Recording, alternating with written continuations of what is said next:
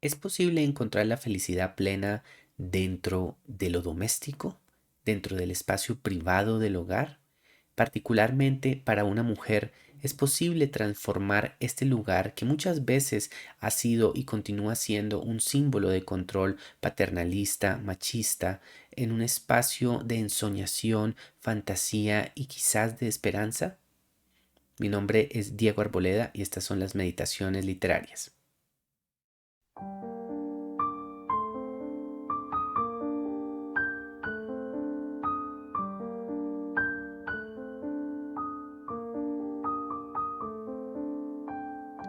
Quiero darles como de costumbre la más cordial bienvenida a este su espacio, el de las meditaciones literarias. En esta sesión, en esta tercera sesión de nuestro ciclo dedicado a autoras rusas contemporáneas, vamos a explorar la obra de una autora bastante reconocida en la actualidad. Se trata de Lyudmila Yevgeyevna Ulitskaya, una autora nacida en Bashkortostán, una región de la antigua Unión Soviética y de la actual Rusia, en el año de 1943. Ulitskaya comenzó su vida de una manera azarosa, como ustedes podrán imaginarse, en plena Segunda Guerra Mundial. Su familia se vio obligada a reubicarse en varias ocasiones durante su primera infancia y habría de ser cuando ella cerraba ese periodo de su primera infancia que ella tuvo la oportunidad de regresar o de vivir en Moscú, en donde una vez creció estudió biología en la Universidad Lomonosov en los años 60. Su carrera, como podrán ustedes imaginarse, empezó entonces no dentro del campo de las artes, sino dentro del campo de la investigación. Durante la década de los 60, Ulitskaya trabajó en el Instituto de Genética General de la Academia de Ciencias de la Unión Soviética. Como ustedes imaginarán, ella parecía tener ante sí una muy fulgurante carrera como investigadora, pero esto no habría de realizarse, no habría de llevarse a cabo debido a que se descubrió o a que las autoridades soviéticas descubrieron que Ulitskaya estaba utilizando su máquina de escribir para reproducir literatura prohibida, conocida como samizdat. De estos textos ilegales que trataban de escapar a la censura política ya hemos hablado, por ejemplo, cuando hablamos de la obra del gran Vasily Grossman. Entonces, Ulitskaya se vio en una situación, en una encrucijada muy compleja. Se vio obligada a abandonar su carrera, su promisoria carrera científica, y durante la década del 70 pasó varios años sin poder trabajar. Se entregó entonces a la vida doméstica, a la vida matrimonial y a la crianza de sus dos hijos. Aquí nosotros ya empezamos a ver entonces una muy importante tensión, una tensión que vale la pena resaltar sobre todo en el campo femenino, ese contraste entre esa búsqueda de un desarrollo intelectual y académico y la experiencia doméstica. Esos dos elementos van a ser centrales dentro de la obra de Ulitskaya. Pero bueno, continuemos con su pequeña biografía. Ya en los años 80, Ulitskaya regresó a un espacio colectivo, a un espacio creativo, pero ya no dentro del campo de las ciencias, sino dentro del campo de las artes. Empezó a trabajar a principios de los años 80 en el Teatro Judío de Moscú, en donde empezó a escribir guiones para teatro y posteriormente también guiones para cine. Fue en este periodo en donde también se empezó a acentuar otro elemento que debemos tener muy presente dentro de su obra, y es el choque o la combinación y la hibridación entre muy diversas tradiciones religiosas. Ulitskaya, por su propia familia, por sus ancestros, tenía una marcada herencia judía, mas sus ancestros, sus antecesores, ya no ejercían dicha fe, sino que se habían adaptado o se habían permeado o se habían introducido dentro de la tradición ortodoxa rusa. De modo que nosotros aquí ya podemos ver que en ella existe ese conflicto o esa dualidad entre una voz judaica y una voz ortodoxa. A esto sumémosle el interés que va a desarrollar en varias de sus obras sobre la cultura del Islam, sobre la cultura musulmana, que también, como por supuesto sabemos, es una cultura o una religión más bien que está establecida dentro de la misma Rusia y por supuesto también dentro de la antigua Unión Soviética. Este espíritu ecuménico, si se quiere, este espíritu de encontrar distintas voces religiosas es otro de los elementos centrales de la obra de Ulitskaya. Pero en el día de hoy nos vamos a centrar en particular en ese espacio, en esa exploración de la domesticidad, en esa visión de la mujer doméstica. ¿Cómo se puede entender la libertad? ¿Cómo se puede entender el desarrollo individual de una mujer dentro de un espacio totalmente tradicional, dentro de un espacio al que tradicionalmente han sido enclaustradas o incluso forzadas las mujeres, como lo es el espacio de la cocina, el espacio de la sala, del hogar, de la limpieza, etcétera? Es este espacio el que ella exploró a profundidad en su primera novela, una novela que ella publicó en el año de 1992 y se trata de Soniechka. Este es el título de la novela, Soniechka. Fue la primera de una serie de novelas que ya empezaron a afianzar, como ustedes se darán cuenta, después de la disolución de la Unión Soviética, su carrera literaria, su carrera como novelista. Una carrera que ha continuado con mucho éxito y que la ha llevado al día de hoy a convertirse en una de las autoras más reconocidas de la Rusia contemporánea.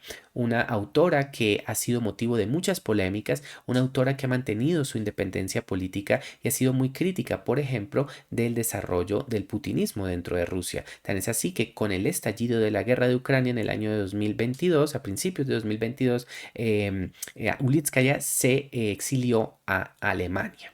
Entonces esto ya nos habla un poco también de esa posición un poco disidente, contradictoria, diversa e inmensamente creativa de esta gran autora. El día de hoy nosotros, como acabé de señalar, vamos a explorar su primera novela. Vamos a leer un pasaje de ese primer texto llamado Soniechka. Un texto que debo señalar una vez más, está enfocado en la vida de una mujer que en apariencia podría parecer una vida completamente irrelevante, pero solo en apariencia, ¿eh? Una vida que podría parecer lo más sencilla posible, una vida lo más tradicional posible, una vida en donde esta mujer parece haber aceptado todos los estereotipos o todas las tradiciones que se le ha aplicado a su género femenino dentro de una sociedad machista y patriarcal. La pregunta es, ¿cómo puede la mujer encontrar espacios de felicidad, de desarrollo personal, de complejidad psicológica, de intensidad anímica dentro de esos muy controlados espacios sociopolíticos y de género? Ese tema es el centro de Soniechka, una exploración inmensamente poderosa, lírica, llena de sutileza y también de una profunda tristeza que quizás por esta razón ha llevado a que a esta autora se la compare a veces con la obra de Anton Chekhov, por su capacidad elusiva, por su capacidad de sugerencia, por esa exploración tan hermosa y tan delicada de una vida de un individuo. Pero sí debemos señalar que a esto se le suma ese marcado aliento femenino, feminista incluso si queremos, de la obra de Ulitskaya, así como esa riqueza casi espiritual que es central dentro de su obra. Entonces, sin más preámbulos, vamos a leer el pasaje elegido para el día de hoy y a continuación haremos el análisis correspondiente. Muchas gracias por estar aquí.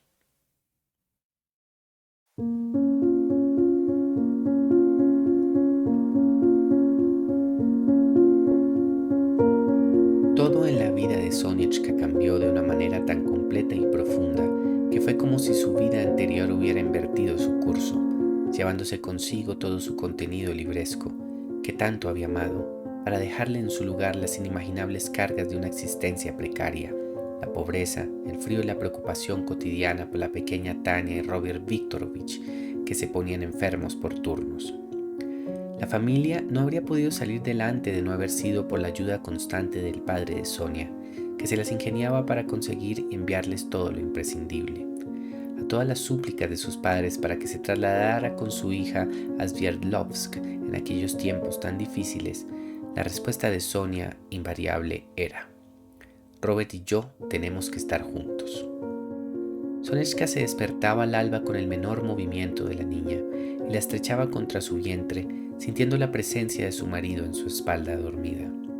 Sin abrir siquiera los ojos, se desabotonaba la camisa de dormir, sacaba su pecho, endurecido de madrugada, se presionaba 2 veces el pezón y 2 largos chorros caían en el trapo abigarrado con el que se secaba el pezón. La niña empezaba a revolverse, avanzaba los labios como besando el aire y mordía el pezón como un pececito mordería un gran anzuelo.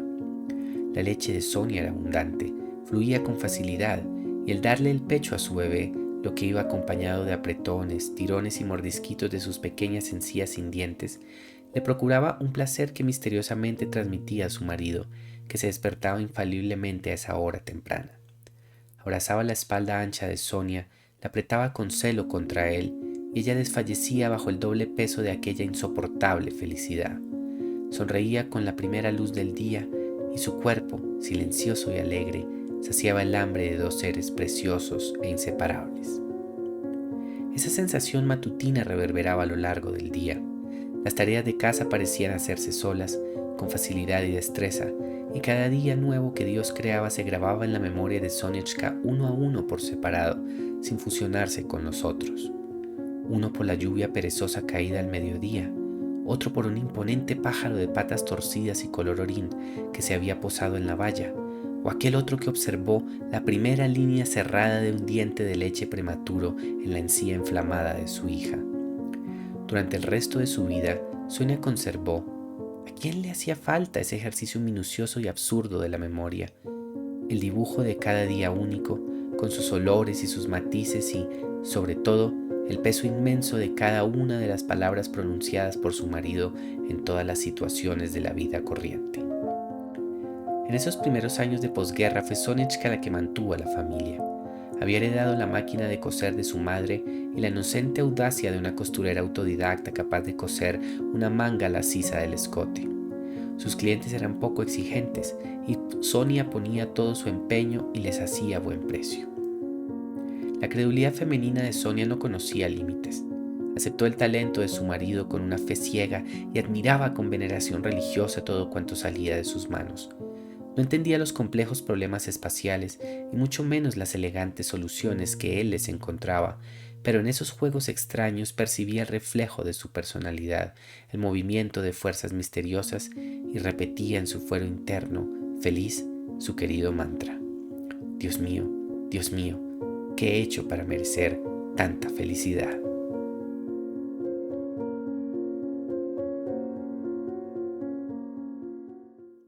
Este fragmento de la primera novela de Ulitskaya, Soniechka, del año de 1992, es uno que nos presenta diversos matices, matices que nos presentan las dificultades, las complejidades de una mujer que en este caso o en este momento en particular se encuentra tratando de sobrevivir en la Unión Soviética de la posguerra.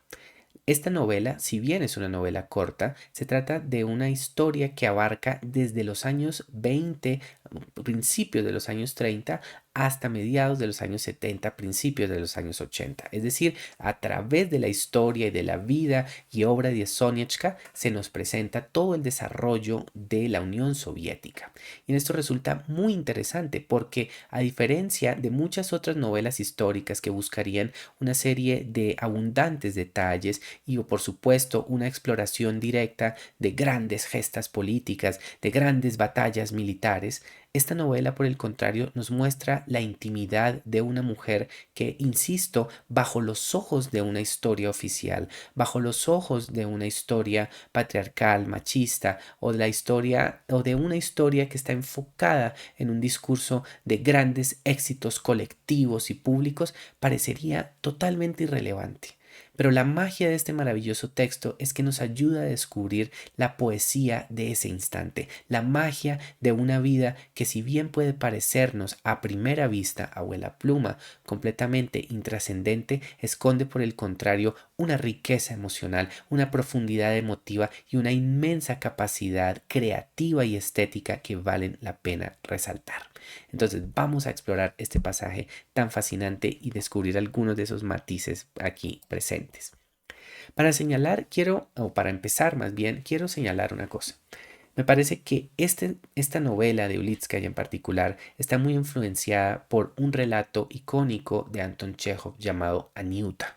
Un relato que consiste en la vida, en la muy triste y melancólica vida de una muchacha que trabaja como modelo y asistente de varios estudiantes universitarios. No se trata el espacio de analizar ese relato, quizás lo haga en una futura ocasión, pero se lo recomiendo encarecidamente porque me parece un modelo en miniatura de algunas de las ideas que Ulitskaya quiere explorar aquí. No con esto quiero decir o denegar la creatividad de Ulitskaya. Por el contrario, ella toma esta idea primigenia y la desarrolla, la explora con unos matices muy únicos, muy personales que nos demuestran otra vez ese poderoso ojo femenino, esa capacidad de ver todo de una forma un poco diferente, desde ese nuevo grado de intimidad. Entonces, comencemos ahora sí el análisis del pasaje per se. Observemos que todo este pasaje en particular comienza en un momento de quiebre, de transición, un momento en donde Soniechka cambia un momento, cambia su vida. ¿Y por qué la cambia? Porque acaba de tener una hija y poco antes se ha casado también. Es decir, es una mujer que había crecido dentro de un contexto de cierta melancolía, de cierta tristeza, porque no se consideraba ella misma la mujer más bella, la mujer más exitosa, y creía que estaba condenada, digámoslo entre comillas, a una vida de soltería. ¿Sí? A una vida de distanciamiento, una vida en donde ella no habría de cumplir ese estereotipo que muchas mujeres deberían cumplir, el estereotipo de la mujer casada, la mujer con hijos, etcétera. ¿Sí? Ese estereotipo sobre el que ya hemos hablado en sesiones anteriores de este ciclo. Ella, sin embargo, para su propia sorpresa, conoce a una persona llamada Robert Viktorovich, un hombre que ha vivido en el extranjero, un hombre con una inmensa habilidad artística, un pintor y escultor y diseñador de escena que habrá de convertirse en su marido. ¿Sí? Y eso le permite dar un vuelco gigantesco. Entonces tengamos presente eso, que en este momento, cuando empieza este pasaje, ella acaba de tener una niña.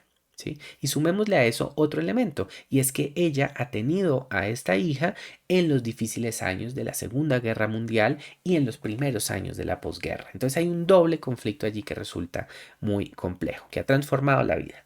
Pero hay otro detalle aún más importante que debemos tener presente y que es uno de los grandes temas centrales de esta obra, y es la habilidad inmensa que posee Soniechka para la lectura. Si hemos de decir que algo caracteriza a esta maravillosa mujer, es su capacidad para leer, su fascinación por la lectura, ese interés que tiene por descubrir nuevos universos a través de una lectura intensa, casi que uno diría obsesiva por muchísimas obras literarias. Se nos ha dicho que esa es su gran habilidad, su gran capacidad, su gran talento. El talento de la lectura, un tema que habrá de permanecer a lo largo de toda la obra y que habrá de volver en las muy melancólicas páginas finales del libro, cuando ya Sonia esté más anciana, sea más vieja, o haya entrado en una tercera edad eventualmente. Entonces, resulta muy importante que veamos este punto de quiebre, uno en donde ella temporalmente parece dejar a un lado ese talento, esa capacidad para descubrir el sentido último de las palabras de los libros que ella lee. ¿Sí? Parece haber dejado ese amor, pero que ese tema artístico o esa sensibilidad artística no se abandone. No, no la olvidemos, no la dejemos a un lado porque habrá de ser central en la aproximación que ella ha de tener a esa aparentemente intrascendente cotidianidad. Esto es una demostración, por supuesto, del inmenso talento estético y artístico de Sonia. Resulta muy diciente que ella se case con un artista, precisamente, y que ella tenga esa habilidad y esa sensibilidad para la lectura, porque se nos sugiere desde un principio que ella es una persona que tiene esa capacidad creadora en un estado embrionario. ¿Sí? Esa capacidad de soñar, de pensar en nuevos mundos, en nuevas realidades, en nuevos universos. Ella ya lo posee, ya siempre lo ha tenido. Y resulta como un primer gesto de tristeza o una primera expresión de melancolía para nosotros como lectores el saber que esta capacidad no necesariamente es ejecutada a plenitud en la creación de alguna obra artística, no. Ella parece querer aceptar o tomar una posición pasiva pese a su propia habilidad estética. Sin embargo, esto es engañoso. Esto no quiere decir que ella no habrá de ejercer esta capacidad poética de alguna manera. Vamos a ir descubriendo cómo lo hace. Lo primero que es evidente es que esta capacidad creadora se manifiesta en su concepción de una hija y en el acto de comunicación emocional y emotivo que va a tener con ella. Entonces, es un primer detalle que debemos tener presente.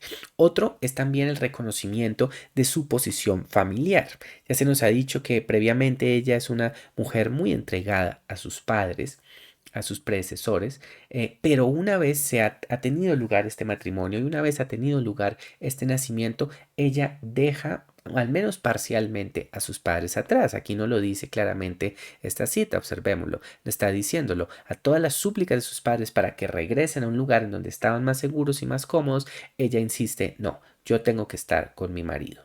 Entonces, una vez más, aquí ella parece seguir a rajatabla un orden clásico, estereotípico, patriarcal, en el sentido de que ella se ha casado y ha pasado de las manos de un hombre a las manos de otro hombre, ¿sí? De un hombre, el padre, que le entregaba todo, que la sigue ayudando en estos momentos de dificultad, a otro hombre artístico, estético, muy hábil, muy sensible también, que representa, por supuesto, de manera indirecta las propias aspiraciones estéticas de Sonia. Entonces, por el momento parece, insisto, seguir un esquema totalmente estereotípico. También observemos esta imagen, observemos esta prodigiosa imagen. Es uno de esos pequeños episodios que dicen muchas cosas hermosas, que nos revelan una gran riqueza simbólica. Entonces, Sonia se nos cuenta que ella cuida mucho a su hija y que en un momento del alba, distintos momentos del alba, ella se despierta apenas su hija se mueve o se inquieta y le da a beber leche de su propio pecho.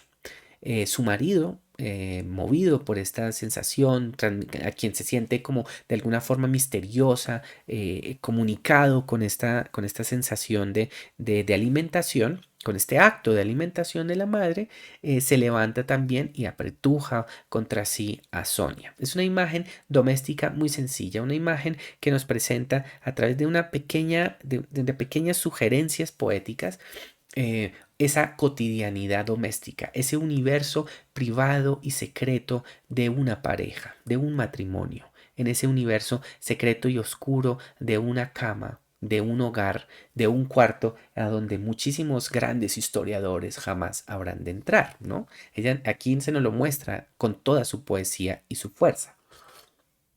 Creo que vale la pena resaltar algunos de los simbolismos que aquí se nos presentan. La misma idea de la familia.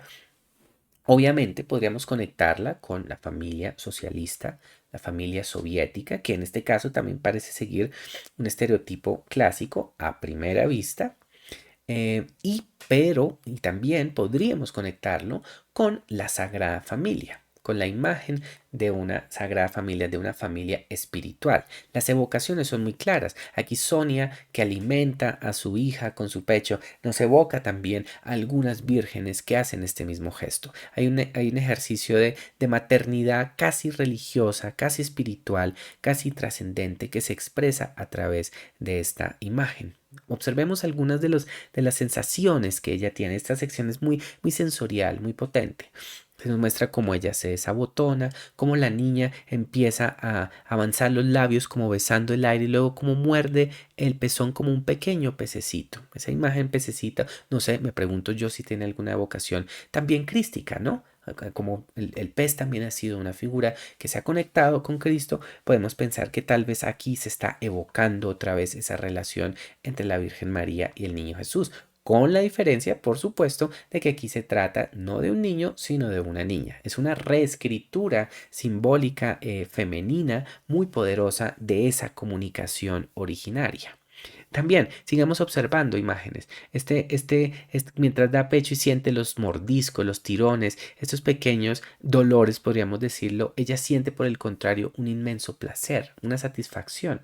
Aquí la satisfacción trascendente o la comunicación casi espiritual que se establece entre una madre y su hija, se da es a través de los sentidos, a través del cuerpo, a través incluso de un pequeño gesto de dolor. Es muy bello eso. Es muy bello que aquí no se aspire a un ejercicio de trascendentalismo filosófico abstracto, sino que por el contrario se nos evoque de una manera sutilísima estas evocaciones religiosas a través de una relación muy física, alimenticia directamente entre una madre y su hija. Y observemos cómo esa imagen se complementa con la presencia del Padre, ¿sí? Aquí podríamos hablar entonces ahora del padre, ese padre que se acerca y abraza profundamente a Sonia, que si quiere sentir también esa energía, esa comunicación que ella ha establecido con su propia hija. Un placer misterioso, se nos dice. Ese placer que para Sonia tiene también una casi insoportable felicidad. Le transmite algo profundo y bello, ¿sí? Y se nos dice que ella sonríe con durante ese amanecer y siente, y su cuerpo siente, cómo saciaba el hambre de dos seres preciosos e inseparables. Entonces, nótese que en el abrazo del marido, podríamos decir, una primera lectura sería este ejercicio de protección, ¿no? Del hombre sobre la figura femenina, pero aquí se da una inversión. Por el contrario, se nos está mostrando es el gesto de la madre o de la mujer que entrega a ese, que se vuelve el centro de esta composición familiar y poética. No es el hombre el que tiene la última palabra, sino que por el contrario, tanto la niña como el hombre se convierten en dos figuras que necesitan de ese apoyo, de ese soporte, de esa energía única y especial que solo esta mujer puede entregar. Entonces, por supuesto, podríamos decir aquí que la figura de Sonia adquiere una cualidad de maternidad trascendente, en donde esta maternidad se expresa, por un lado, de manera física y alimenticia a través de la alimentación de la niña y de una manera más espiritual, simbólica, a través del abrazo que establece con su marido. Pero en todo caso, ella parece ser la que alimenta a estas dos fuerzas. Y por supuesto, en esto nosotros vemos, claro está, la continuidad de ese discurso tradicional en donde la mujer ha sido vista como la dadora, como la madre que entrega a sus hijos o a sus esposos, ¿sí? Por supuesto, claro, la lectura sería fácil para nosotros decir solamente que la autora está entonces perpetuando estos simbolismos. Pero aunque ella los perpetúe, debemos tener presentes muy, muy constantemente, siempre, siempre, cómo Ulitskaya utiliza estos simbolismos o nos lo presenta de una manera más objetiva, si se quiere, más analítica, si se quiere. Ella siempre nos está mostrando a través de su narrativa de una forma sutilmente crítica esta posición de la mujer. E insisto, nos pregunta cómo una mujer puede encontrar espacios de felicidad y de plenitud dentro de un contexto que para nosotros, nosotras, nosotros como lectores pueden parecer completamente opresivos y limitantes. Porque Ulitskaya hace aquí un juego literario muy fascinante. Nos pregunta cómo las mujeres pudieron en determinados momentos de la historia, en determinados espacios, debido a determinadísimas circunstancias patriarcales y machistas, encontrar felicidad, encontrar una plenitud, encontrar un desarrollo. Es ese espacio, a ese tipo de mujeres, las que a ella, a quienes le interesan Ulitskaya en este caso, específicamente en el caso de Sonia. Su hija, por supuesto, habrá de ser un eslabón hacia una nueva forma de feminidad, una forma independiente, una forma en donde se ejercita la sexualidad, por ejemplo, de una manera completamente diferente. Pero en el caso de ella, por el contrario, todavía parece estar atado a esas visiones tradicionales. Y resulta, si bien se mantiene este discurso tradicional, resulta muy fascinante y muy bello ver cómo este episodio se ve desde la perspectiva femenina y se nos presenta esa inmensa felicidad que ella siente dentro de su corazón. Es una expresión poética, lírica también de ese sentir doméstico, de ese sentir materno, de ese sentir de vitalidad en donde la mujer se convierte en el verdadero y genuino centro de un hogar. Muy poderoso. Observemos también otros detalles. Esa energía o esa sensación matutina se mantiene a lo largo del día. Y miren, esa es una de esas características muy notables de la obra de Ulitskaya, de esta narrativa en particular, con esa sutil ironía, esa manera indirecta de decirnos las cosas, que exige que nosotros como lectores tengamos una posición más crítica, más de desentrañamiento de estos pequeños secretos sugeridos en la narrativa. Nos dicen, después de esa sensación que ella siente, las tareas de casa parecían hacerse solas con facilidad y destreza. Nosotros como lectores, nosotras, nos damos cuenta que por supuesto no es que se hagan solas. sino que es ella quien las está haciendo. Las está haciendo con toda la entrega, con toda la satisfacción, porque se siente profundamente henchida y transformada por esa energía o por esa felicidad que ella cree haber encontrado allí. Ella ha descubierto, a pesar, digamos, otra vez de estos espacios posiblemente limitantes, un espacio de genuina libertad y de completitud. Y observemos cómo otra vez ella hace una vocación, ahí sí ya directa, a lo divino. ¿Sí? A lo divino, estos días nuevos que Dios creaba. ¿Sí? Entonces aquí el ejercicio de la felicidad, el ejercicio de la tarea doméstica, incluso se conecta también con esa satisfacción casi divina, con la aparición de un nuevo mundo. No, es muy diciente que el pasaje anterior que acabamos de ver fuera uno que abarcase el espacio del alba y del primer amanecer, ¿no?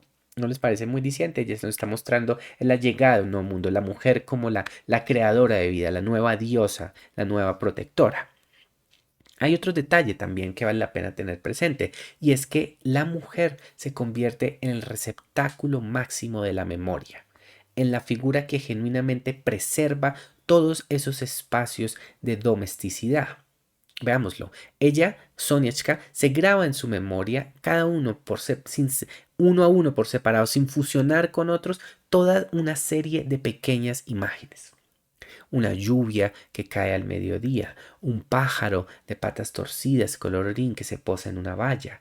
Y esta es para mí la imagen más hermosa también, la primera línea cerrada de un diente de leche que apenas está empezando a aparecer en la encía inflamada de su hija. Son pequeñas imágenes que parecen estar descontextualizadas, separadas unas de otras, pero que al unirse nos muestran dentro de sí todo el poder poético de la cotidianidad, la trascendencia de la cotidianidad, de la domesticidad. Hay un ejercicio de poetización, sí, y de enriquecimiento simbólico de la cotidianidad a través de esa capacidad de selección, a través de esa construcción de memorias que construye o que realiza Sonia. Por supuesto, la narrativa o la narradora hace un comentario o una pregunta. Dice, ¿a quién le hacía falta ese ejercicio minucioso y absurdo de la memoria? ¿Sí? Podríamos nosotros decir, es seguir sencillamente lo que se nos está diciendo así en primera instancia y decir, sí, parece absurdo, parece ridículo. ¿Por qué habría alguien de atarse a todas estas minucias de la vida doméstica cuando por supuesto se supone que hay otras grandes memorias mucho más importantes, ¿no? Y pensémoslo otra vez dentro del contexto soviético, socialista de su época. La memoria no se entendía necesariamente como esta memoria doméstica de elementos aparentemente intrascendentes, sino una memoria histórica, portentosa, esa memoria de los grandes soldados, de las grandes madres épicas que lucharon en la guerra, de los jóvenes pioneros, de todos estos grandes símbolos del realismo socialista, el hombre y la mujer socialista que luchaban por la construcción de un colectivo. Eso sería aparentemente la memoria que habría que celebrarse, una memoria comunitaria, una memoria ideologizada, por supuesto, y no esta memoria doméstica. Entonces, por supuesto, es comprensible que se haga esa pregunta. ¿A quién le haría falta? Pero esta es una pregunta con un doble sentido. Por supuesto que a una sociedad machista o a una sociedad obsesionada por estos grandes eslóganes, por estas grandes imágenes, por estos grandes símbolos históricos y militares, este tipo de imágenes no tendrían poder. Pero para una mujer como Sonia lo tienen todo. Simbolizan todo, simbolizan su sentir, simbolizan su presencia, le dan un sentido último a su vida. Y es aquí donde descubrimos esa otra memoria, esa memoria íntima, esa memoria poderosa, esa memoria familiar y casi aparentemente irrelevante que sin embargo tiene dentro de sí una profundidad y una sensibilidad estética que ninguna de esas grandes imágenes estereotipadas, que esas memorias estereotipadas que ya he señalado podrán tener jamás. ¿Sí? Aquí es donde otra vez vemos cómo incluso dentro de un marco muy controlado, de un marco que para nosotros como lectores puede resultar totalmente frustrante, porque si algo les digo yo, si ustedes se sienten inspirados también, inspiradas para leer esta novela, una vez pues también ustedes hayan visto esta meditación, deben saber que es un relato muy melancólico, es un relato a veces dolorosamente frustrante, para mí como lector lo es, el de saber que una mujer con tanto talento tiene que que pasar toda su vida en ese espacio, en esa pequeña cajita que la sociedad ha creado para ella. Pero lo más hermoso, y por supuesto, ¿no? Eso para nosotros como lectores puede resultar absolutamente frustrante, triste, desesperanzador incluso. Pero yo quiero aquí señalar algo, y es que algo que me conmueve profundamente del personaje, de este personaje de Sonia, es que a pesar de esa cajita, de esos límites que nosotros vemos con tanta claridad como lectores externos, ella aún así busca denodadamente la felicidad. Se siente y se consuela con unas imágenes, descubre el sentido de la vida en elementos que a nosotros podrían parecernos intrascendentes. Por supuesto, una primera reacción sería decir, esta mujer sencillamente aceptó de manera irreflexiva su destino, etcétera. Pero me parece esa una lectura demasiado cruel, demasiado perversa e injusta también con una mujer. Tenemos que entender también, tenemos que preguntarnos el por qué tantas personas, tantas mujeres siguieron justamente este universo, estuvieron dentro de este espacio tan controlado. No, no, tenemos que pensarlo, tenemos que reflexionar el por qué sucedió y tenemos que respetarlo. Pensémoslo todos, todas aquí, escuchando esto. ¿Cuántas madres, abuelas, bisabuelas, tatarabuelas, cuántas personas en nuestras vidas, en nuestras familias, tuvieron esas vidas? Vidas que tal vez para nosotros, desde una perspectiva retrospectiva, resulten a veces profundamente dolorosas, incompletas y tristes. ¿Cómo? Sería muy fácil, sencillamente, desde nuestra perspectiva tal vez más cómoda de hoy, decir, bueno, eso estuvo mal, eso estuvo incompleto, tal vez debe hacer esto o aquello. Pero podemos entrar a juzgar cuando sabemos que hay unas sociedades que fueron muy poderosas y en muchos contextos siguen siéndolo, sociedades inmensamente poderosas que impidieron el ejercicio de una plenitud, de esa plenitud colectiva, social, política, en todos los ángulos y en todas las manifestaciones, y en este caso manifestaciones estéticas de lo femenino. No podemos criticar, podemos decir lo que queramos, pero es innegable que estas estructuras existieran. Estructuras muy poderosas que muchas personas en el pasado, en el presente, y pues espero que no sea así, pero tal vez en el futuro sigan estando sometidas, a las que sigan estando sometidas. Es triste pensarlo, que esto haya sucedido. Es algo que no se debe anhelar ni buscar, pero si algo hace Ulitskaya muy poderoso es el de presentarnos con total honestidad esos límites, esas cajas, y cómo muchas mujeres en esos marcos tan controlados que no podían vencer, del cual no podían escapar, cómo estas mujeres aún así encontraron momentos de plenitud y de felicidad. Y si algo me parece precioso también de este pasaje que estamos viendo aquí, es cómo Sonia transforma la memoria de lo doméstico, de ese pájaro, de esa lluvia, de esa pequeña muela que surge en las encías de su hija, en los dadores de todo el sentido de su existencia. Y yo me pregunto, ¿en eso no hay también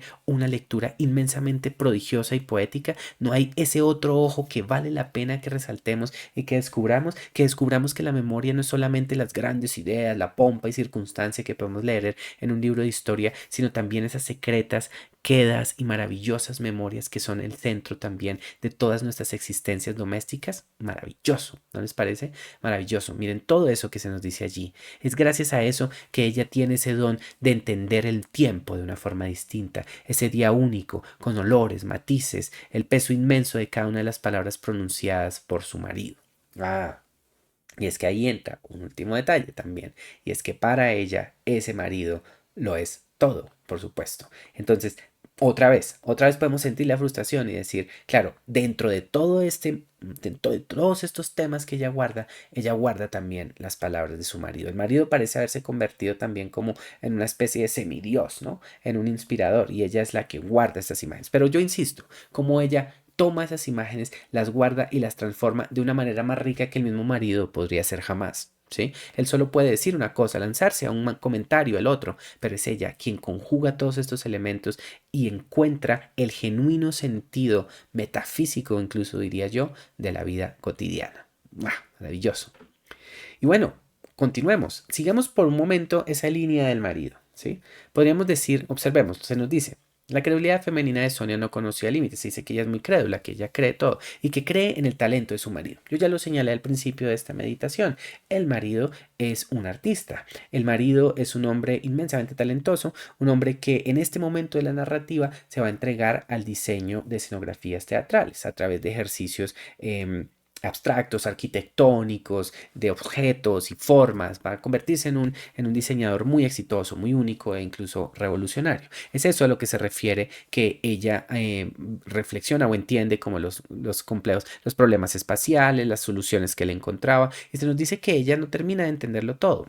Ha quedado claro también desde el principio de la narrativa que ella no recibió el mismo nivel de desarrollo educativo, las mismas posibilidades que tuvo su marido, que por el contrario viajó por toda la Europa de los años 20. Ella, por el contrario, pues estuvo en un espacio mucho más controlado y es comprensible que ella no comprenda eso. Pero en eso, que ella no termina de entenderlo todo, se nos dice que en esos juegos extraños ella reconoce toda esa prodigiosa capacidad de su marido. ¿Sí? Y esa habilidad maravillosa, esa personalidad, esas fuerzas, esa gran grandeza que ella quiere ver en ese pequeño semidios que es su marido. Y es un semidios, por cierto, que le entrega otra vez a ella una gran felicidad. Es solo en la celebración de esa grandeza de ese ser que la acompaña en el camino de su vida en donde ella también encuentra su felicidad. Y claro, yo sé lo que estamos aquí pensando. Por supuesto, otra vez diríamos, ella ha encontrado la felicidad en solo un individuo que es, y queda bastante claro en la narrativa, un individuo falible, un individuo injusto, a veces cruel, infiel. Hay muchas historias, digamos, aquí no me puedo adelantar y tampoco pues quiero meterme en todo eso, les dejo a ustedes también para que lo exploren dentro de la narrativa, pero para nosotros como lectores es muy claro que se trata de una persona, de que su marido es una persona muy, muy, muy imperfecta. ¿Sí? Profundamente más imperfecta, incluso yo me atrevería a decir muchísimo más imperfecta, inmoral, incluso cruel, incluso que la misma Sonia. Es una persona que tiene siempre una bondad natural, una capacidad de entrega profunda, una sensibilidad únicas, ¿sí? Entonces, claro, nuestro pensamiento podría llevarnos a decir, es impresionante que ella se haya entregado otra vez a un Dios tan falible, un Dios que en páginas subsiguientes de la novela la va a hacer también sufrir. Pero, insisto, ¿podemos juzgarla? Podemos entrar y apuntar el dedo y decir, tú debiste dejar a tu marido, tú debiste haber entregado otra senda en una sociedad que no le entregaba tantas opciones, que la hubiera sojuzgado de otra manera, que no le dio las herramientas educativas ni otros contextos para poderlo descubrir. No es tan sencillo, no podemos entrar a juzgar eso. Y otra vez, si algo yo celebro y que encuentro muy, muy conmovedor y melancólico, por supuesto, pero que también celebro, es como ella, a pesar de ese dolor, ella encuentra la felicidad, la persigue permanentemente. Y si algo les digo a ustedes, queridos lectores que me acompañan aquí también en esta sesión, es que ella nunca terminará de perder también, nunca perderá esa capacidad estética, esa intuitiva capacidad de ver la realidad con todos sus matices y sus evocaciones, ya sea a través de las lecturas que ella hacía en su primera infancia, de las que volverá en su vejez, o estos momentos de acción doméstica en donde ella encuentra también un sentido. Y quiero también resaltar algo más. Ahora veamos el primer párrafo que yo les estoy aquí presentando. Observémoslo. Nosotros podemos decir que ella se entrega a este semidios y todo lo demás, a este hombre, pero realmente, ¿quién es la que sostiene la familia? ¿Quién es la mujer heroica? ¿Quién es la persona que permite que este hombre se entregue a todas sus elucubraciones filosóficas y artísticas? Es Sonia. Es ella la que en esos primeros años de posguerra mantiene la familia, la que a través de su pequeña máquina de coser y a través de sus habilidades autodidactas, a través de ese ingenio que ella tiene, que se enseña a sí misma a convertirse en costurera, es capaz de encontrar unos clientes, es capaz de descubrir una forma de sobrevivencia y es capaz de darle todo a su hija y a su esposo. Es otro de esos momentos también muy reveladores. Ulitskaya es una autora que permanentemente nos sugiere todo, que no busca hacer un juicio directo, no le interesa marcar las IES, subrayar los temas que está trabajando. Nos deja a nosotros una sencilla yuxtaposición de imágenes a través de estos dos párrafos, por ejemplo, que estamos viendo aquí, para que seamos nosotras nosotros, quienes al leer descubramos justamente la genuina valía de esta maravillosa mujer, que sepamos también todo el esfuerzo, toda la dedicación, toda la capacidad de entrega que ella tiene y ese inmenso don para la sobrevivencia que permite sin ninguna duda que su familia y la gente a su alrededor florezcan y se perpetúen. Es algo muy bello, es algo que por supuesto resulta triste constatar que ella como personaje dentro de su mundo no es plenamente consciente. Ella da por sentadas ciertas cosas y no reconoce muchas veces su propia valía.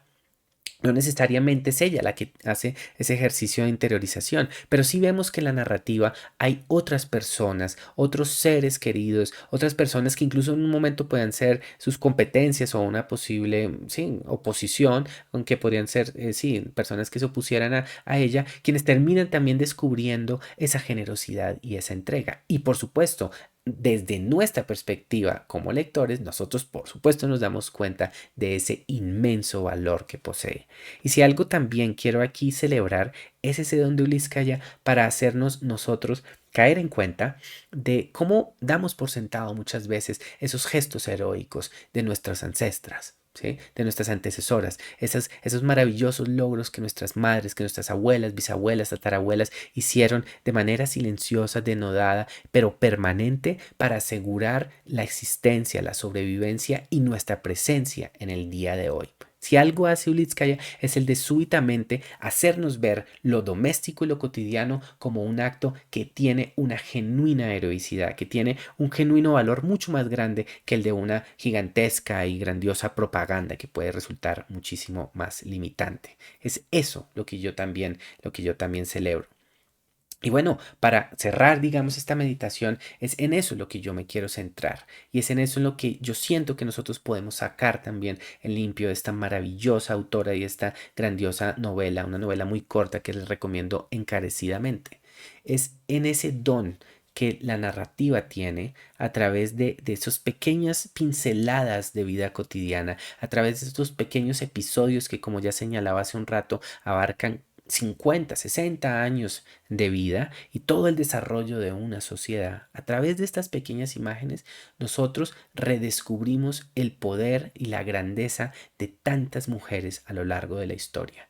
Mujeres que tal vez no pudieron o digamos, vivieron dentro de unos marcos sociales muy específicos, unos marcos, insisto, machistas, unos marcos que limitaron su accionar, pero que a pesar de ello actuaron con grandeza, con dignidad e insisto, con mucha heroicidad, que lograron sentar las bases de sociedades futuras. En esta novela en particular, nosotros vemos también cómo los gestos de Sonia, esos gestos tan sencillos en apariencia de Sonia, tienen un efecto profundo también en el desarrollo de su hija Tania, que habrá de ser, insisto, una representante de una nueva generación, de un nuevo mundo.